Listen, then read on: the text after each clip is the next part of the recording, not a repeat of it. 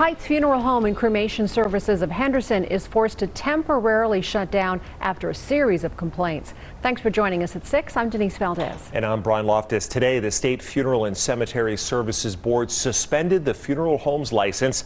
Joe Moeller, live in Henderson near Sunset and Boulder Highway, with more on those complaints. Joe.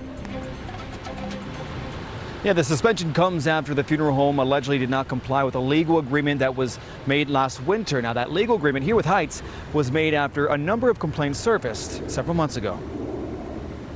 For months, Heights Funeral Home has been on probation after complaints of too many bodies being stored for too long, poor record keeping, and unsanitary conditions. On 7/20 of 21, I did enter the Heights facility. They were not expecting me to arrive there. In an unannounced visit in July from Jennifer KANDT, the executive director with the Nevada Funeral and Cemetery Board, she discovered more violations. I did notice 3 bodies that were stacked on one gurney. 2 were on the bottom, 1 was strapped on top of the other 2. KANDT says she noticed coolers at or near capacity and at least 1 shelf was double stacked. There was an unembalmed body on a gurney outside of refrigeration in the hallway near the prep room. The sheeting over the body was soiled with blood. There were some flies landing on the body, pretty intense odor. She also reported seeing a baby's body awaiting cremation sitting on top of another tray. The violations meant Heights was not complying with the agreement following the first round of complaints.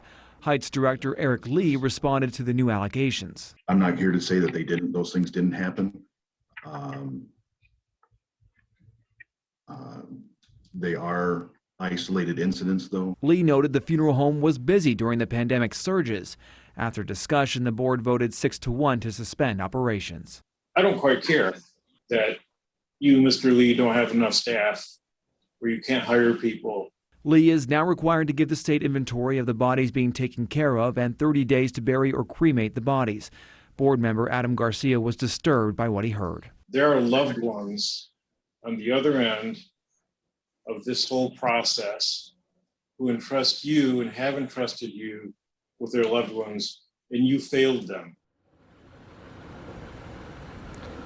Now back out here live during the hearing, Lee also did mention potentially selling the business. We also did get in contact with a representative there in Heights. We went inside earlier today, and the representative there told us they declined to comment. Reporting live in Henderson, Joe Moore, 8 News Now.